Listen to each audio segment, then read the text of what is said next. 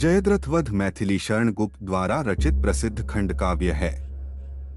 इसका प्रकाशन 1910 में हुआ था। यह हरिगीतिका छंद में रचित है।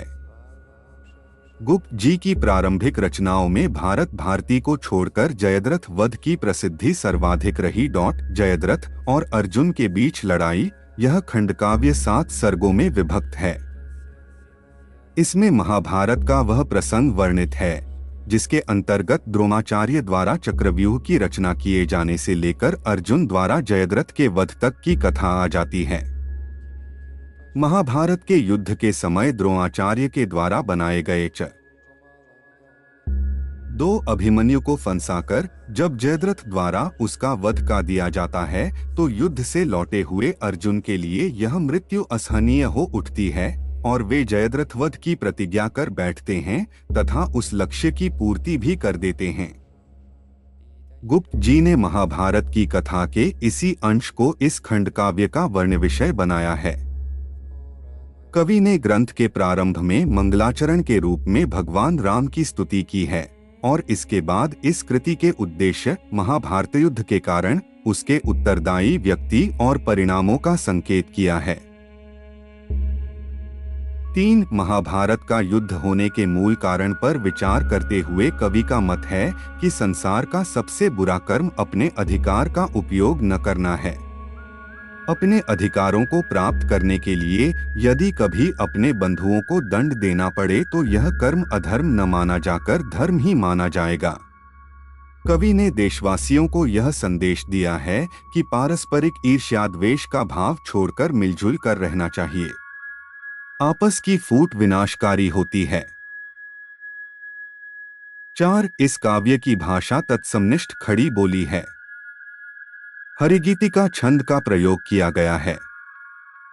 आलंकारिक भाषा की छटा दर्शनीय है। काव्य शैली संपादित करें। काव्य की दृष्टि से जयद्रथ वध मैथिली शरण गुप्त के कृतित्व के आरंभिक काल की रचनाओं में सर्वश्रेष्ठ है।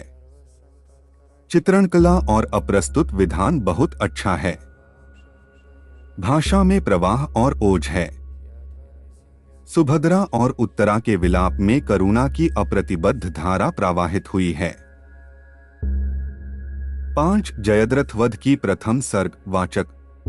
प्रथम सर्वत्र ही जय जानकी जीवन कहो, फिर पूर्वजों के शील की शिक्षा तरंगों में बहो। दुख शोक जब जो आ पड़े सो धैर्य पूर्वक सब सहो, होगी सफलता क्यों नहीं कर्तव्य पथ पर दृढ़ रहो। अधिकार खोकर बैठ रहना यह महा दुष्कर्म है। न्यायार्थ अपने बंधु को भी दंड देना धर्म है।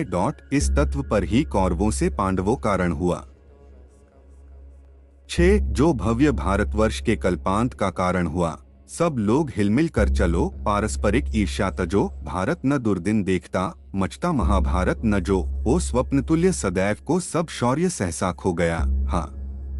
हाँ इसी सम्राग्नि में सर्वस्व स्वाहा हो गया। दुर्वृत्त दुर्योधन न जो शठतास हित हठ ठानता। जो प्रेम पूर्वक पांडवों की मान्यता को मानता, तो डूबता भारत न यो रणरक्त पारावार में। 7 ले डूबता है एक पापी नाव को मझधार में। बंधुओं के ही करों से बंधुगण मारे गए। तात से सुत शिष्य से गुरु सहट संहारे गए। इच्छारहित भी वीर पांडव रथ हुए रण में अहो। कर्तव्य के वश विज्ञ जन क्या क्या नहीं करते कहो। वह अति अपूर्व कथा हमारे ध्यान देने योग्य है। 8 जिस विषय में संबंध हो वह जान लेने योग्य है।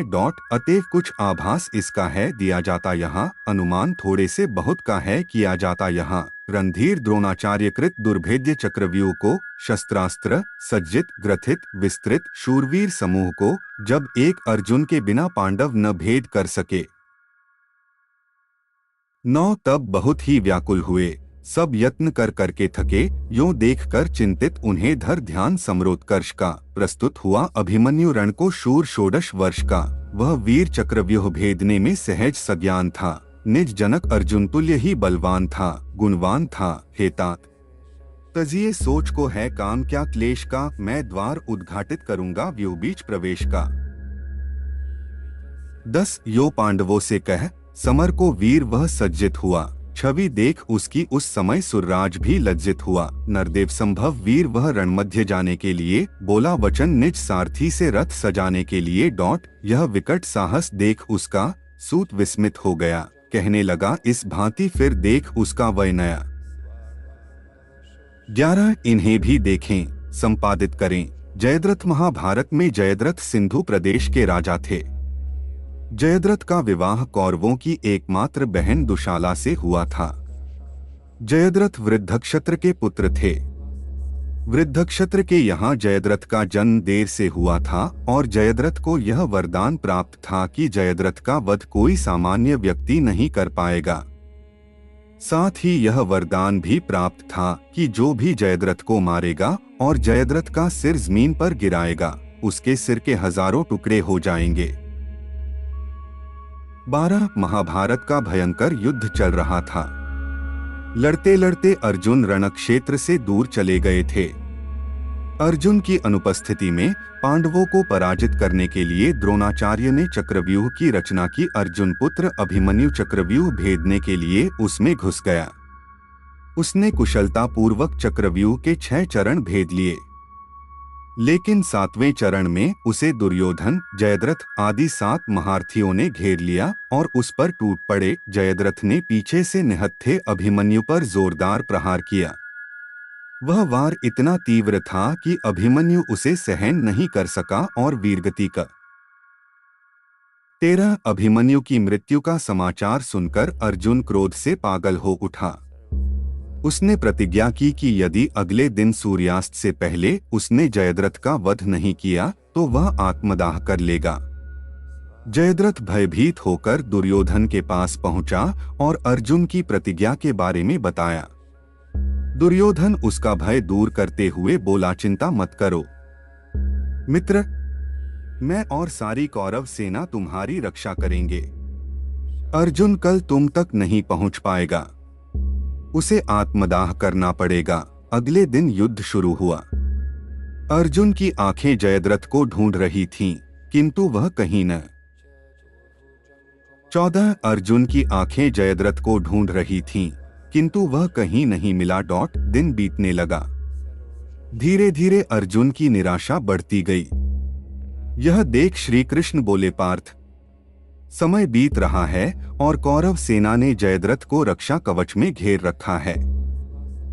अतः तुम शीघ्रता से कौरव सेना का संहार करते हुए अपने लक्ष्य की ओर बढ़ो। यह सुनकर अर्जुन का उत्साह बढ़ा और वह जोश से लड़ने लगे, लेकिन जयद्रथ तक पहुंचना मुश्किल था। संध्या होने वाली थी। तब श्री कृष्ण ने अपनी माया फैला दी। इसके फलस्वरूप सूर्य बादलों में छिप गया और संध्या का भ्रम 15 इसके फलस्वरूप सूर्य बादलों में छिप गया और संध्या का भ्रम उत्पन्न हो गया। संध्या हो गई है और अब अर्जुन को प्रतिज्ञावश आत्मदाह करना होगा। यह सोचकर जयद्रथ और दुर्योधन खुशी से उछल पड़े। अर्जुन को आत्मदाह करते देखने के लिए जयद्रथ कौरव सेना के आगे आकर अट्टहास करने लगा।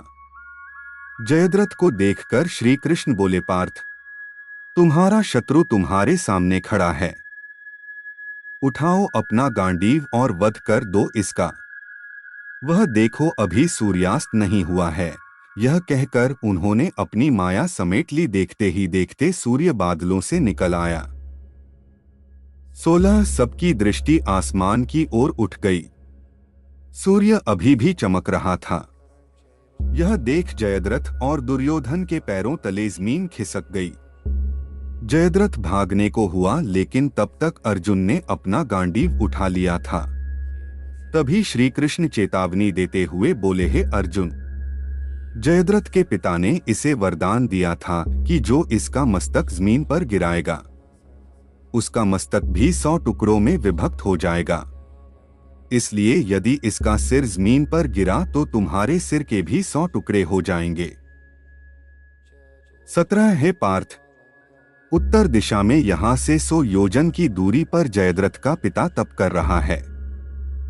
तुम इसका मस्तक ऐसे काटो कि वह इसके पिता की गोद में जाकर गिरे। अर्जुन ने श्री कृष्ण की चेतावनी ध्यान से सुनी और अपनी लक्ष्य की ओर ध्यान कर बाण छोड़ दिया। उस बाण ने जयद्रथ का सिर धड़ से अलग कर दिया और उसे लेकर सीधा जयद्रथ के पिता की गोद में जाकर गिरा। जयद्रथ का पिता चौंक कर उठा तो उसकी गोद में से सिर जमीन पर गिर गया। सिर के जमीन पर गिरते ही उनके सिर के भी 100 टुकड़े हो गए। इस प्रकार अर्जुन की प्रतिज्ञा पूरी हुई। 10 पल सत्संग जी। हेलो मेरे प्यारे दोस्तों, उम्मीद करता हूँ आपको मेरा वीडियो अच्छा लगाओ। अगर आपको मेरा वीडियो अच्छा लगा चैनल को सब्सक्राइब और लाइक करना मैं आपका बहुत बहुत धन्यवाद करता हूँ। जय श्री कृष्णा।